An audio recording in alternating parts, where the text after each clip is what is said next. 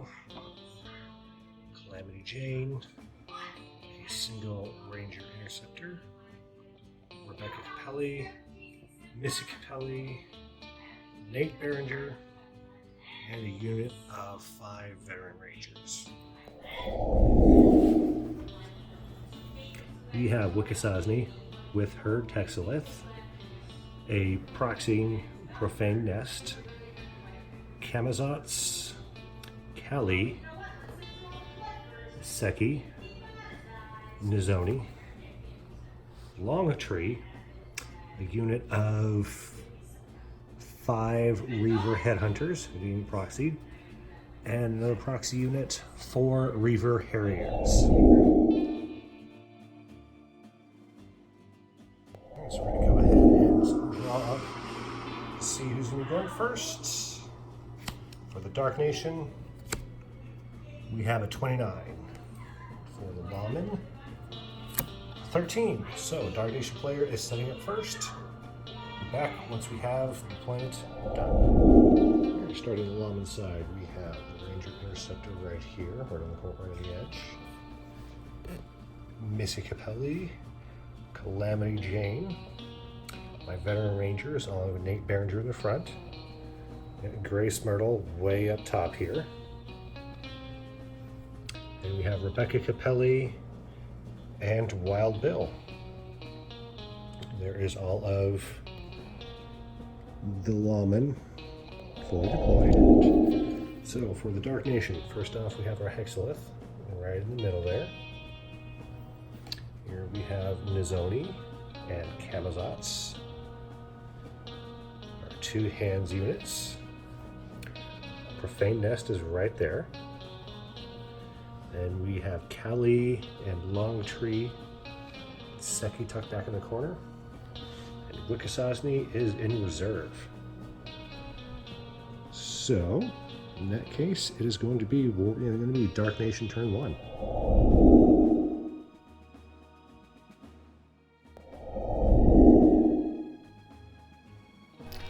Okay, starting out, we have 3 action points for the Dark Nation. So we're going to go ahead and activate Nizoni and do a focused move action up the board a bit. I apologize for using that little widget there. My normal tape measure seems to have disappeared. She's going to run up behind the cart.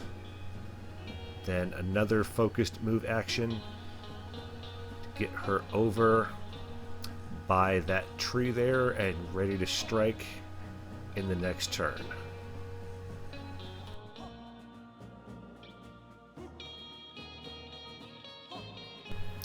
Alright, so first Lawman activation, we have 3 action points. We're going to go ahead and activate the Ranger Interceptor. I know I totally forgot about Trailfinder moves, my mistake. So we're going to do a quick focus move up the board a bit. And then another focus move after we figure out, okay, no, I can't quite get to where we need to. That's not going to work.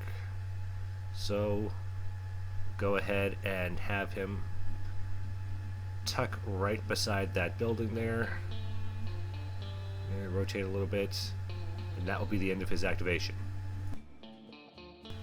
Alright, next activation, we have Kali with 3 action points. She's going to go ahead and make a quick focused move right up the board here, through the trees. And once we get set up properly, she is going to go ahead and charge that interceptor. See if she can take it out.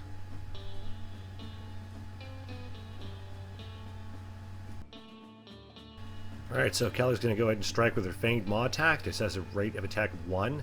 She has a fight value of 6, so she needs at least a 4 to hit successfully. What do we end up with? We get a 5. That hits. This attack has Brutal, Tangle, and Refined, so this is going to be 2 grit checks for the poor Interceptor. It also has a piercing value of -2, so he's going to need 7s on 2 dice in order to survive this. Roll 2, and I fail one of them with a 6. So we're going to go ahead and try to re-roll that.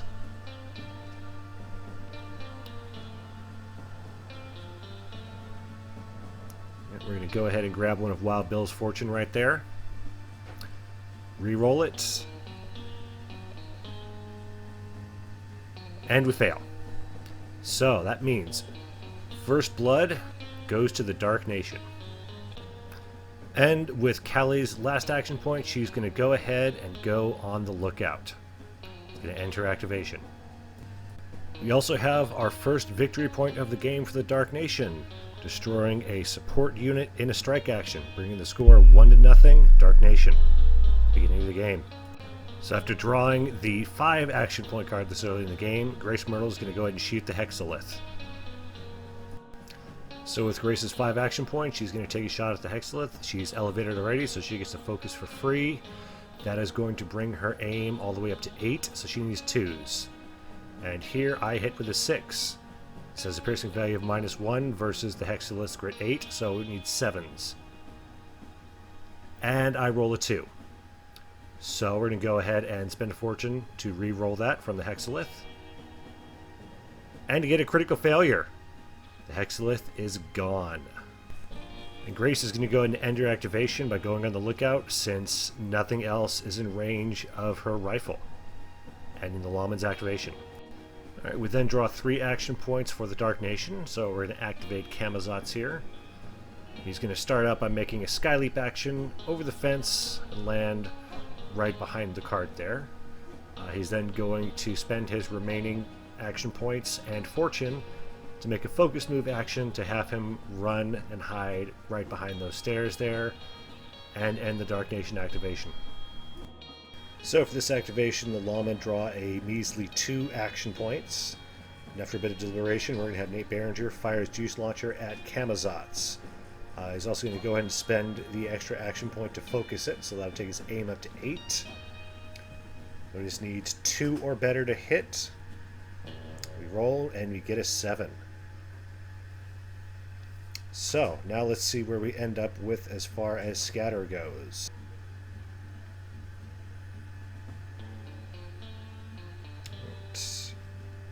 Scatters 3 inches off to the side and completely misses, unfortunately. So, complete whiff on Nate's part.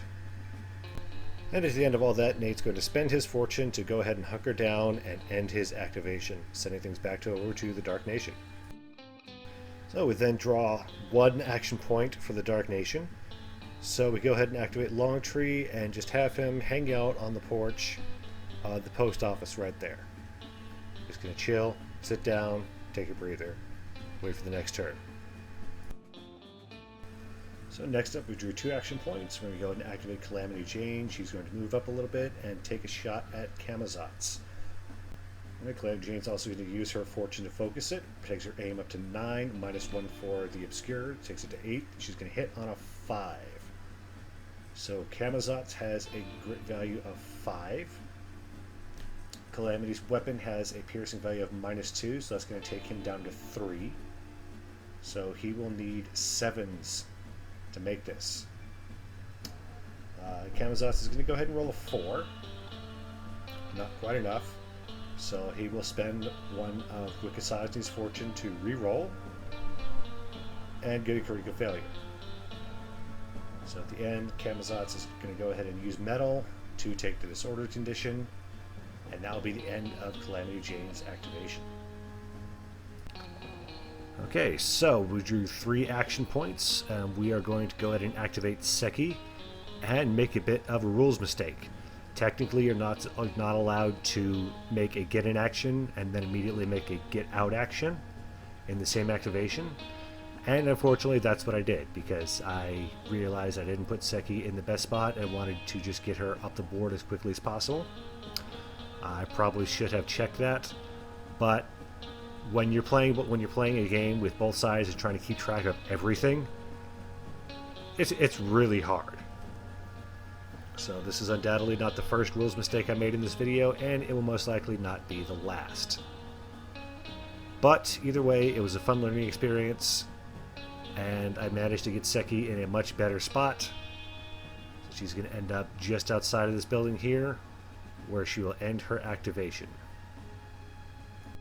So our third activation, we are going to draw 3 action cards and activate Wild Bill right next to the jail there. He's going to go ahead and take a shot against Nizoni. You can see right in the picture there, he's got a clear line of sight and he's just in 10 inches. So he's going to go ahead and use his blaster pistols. They have a rate of attack of 2. With Wild Bill's aim of 7 means he needs 3s on 2 dice. He will be re-rolling his successes due to Nizoni's moving target.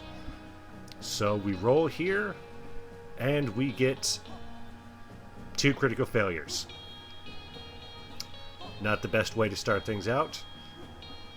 So, for our next action, we're going to shoot again.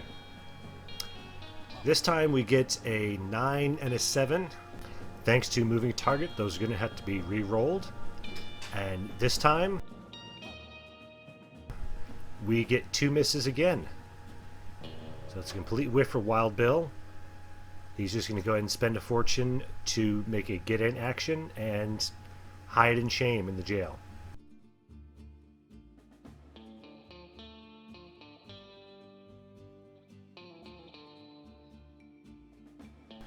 So we draw 3 action points and decide to activate the Reaver Headhunters. We're going to go ahead and try to have them climb over that little fence there. Since the fence is a bit bigger than their base, they're going to need to make a quick check. So they have a base quickness of 5, -1 for the fence height being bigger than their base. So they need 6s to pass.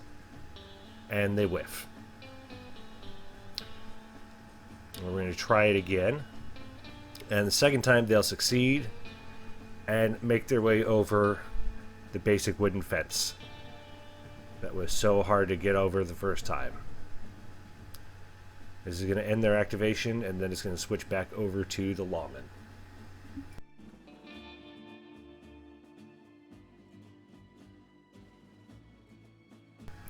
Next up, we draw 3 action points for the lawman, and we are going to go ahead and activate Missy Capelli.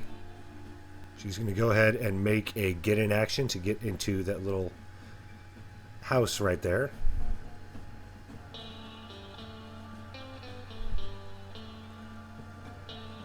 And then go on the lookout to end things for her and the lawman, switching back over to Dark Nation.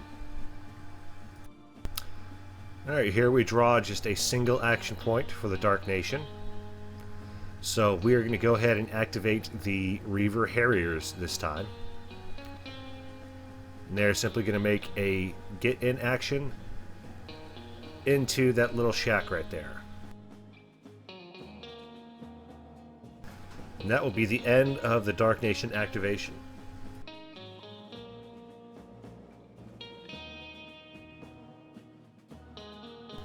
Okay, so here the lawmen draw 3 action points. And we are going to go ahead and activate Rebecca Capelli. She's going to make a simple move action, get forward a little bit, and then take a couple of shots at Nizoni there. First off, though, we're going to do Quicken the Dead. So Nizoni is a quickness of 7, and she's going to pass this with a 6.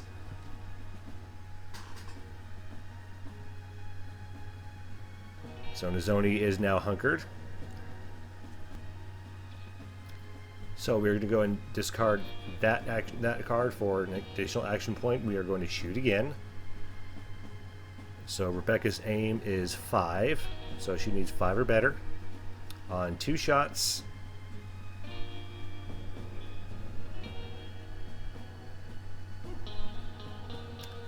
And I roll 2 4s. So, complete whiff again on Rebecca's part. So, her activation is going to end and it's going to go back over to the Dark Nation. Alright, so we have 2 action points for the Dark Nation. The only unit left is Wikisosny. So, she is going to go ahead and spend a fortune to come out of reserves within 3 inches of the Profane Nest. She still currently has her two regular action points. So we are going to go ahead and make a flight action to cross the board.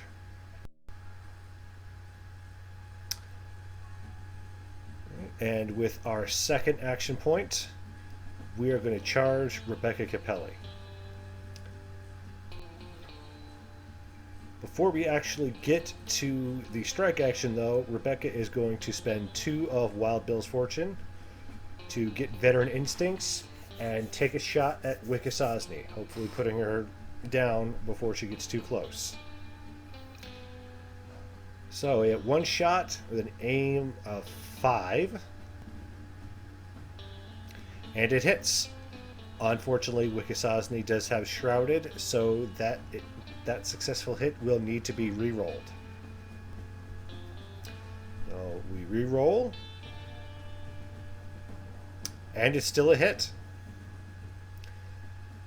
So this shot has a piercing value of -2, which is going to take Wikisosny's grit down from 6 to 4. So she will need 6 or higher to pass. And she passes with a 9. So Wikisosny has a fight of 6, and thanks to Instinctive Strike, Rebecca cannot force any of those to be re-rolled with parry. So right now we need 4s to hit, 1 crit fail, and 1 regular fail. So we are going to spend a fortune to re-roll our regular fail. And we get a critical success, which means this has fatal. So Rebecca will not be able to use metal for this one.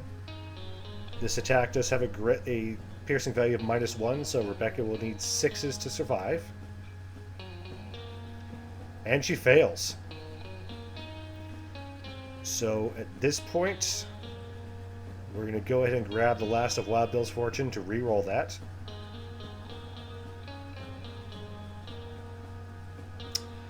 And she passes with a 9. So we have the slap fight between Rebecca Capelli and Wikisosny going on all the way into turn 2.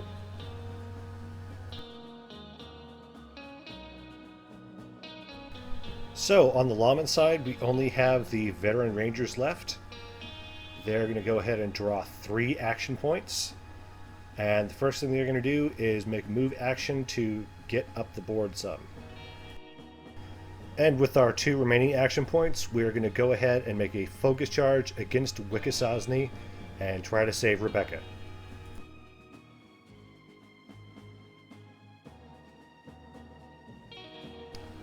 So in the little picture-in-picture screen there, you can see how the fight is shaping up. Alright, so for this fight, the veteran rangers are going to take advantage of massed melee to get as many swings in as possible. So the Rangers are going to be using their Iron Ass Batons for just a regular strike action. So they have a fight of 5, which means they need 5s to hit. And out of all those 5 strikes, only 2 of them hit.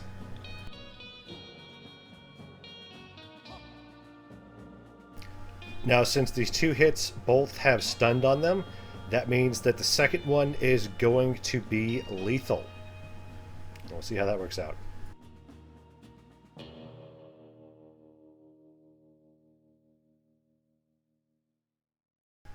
So our first grit check is passed. Now on to the second one, which is going to be lethal. So the second grit check, and that one fails. In an attempt to sort of conserve fortune, Wikisosny is just going to go ahead and use metal and become disordered.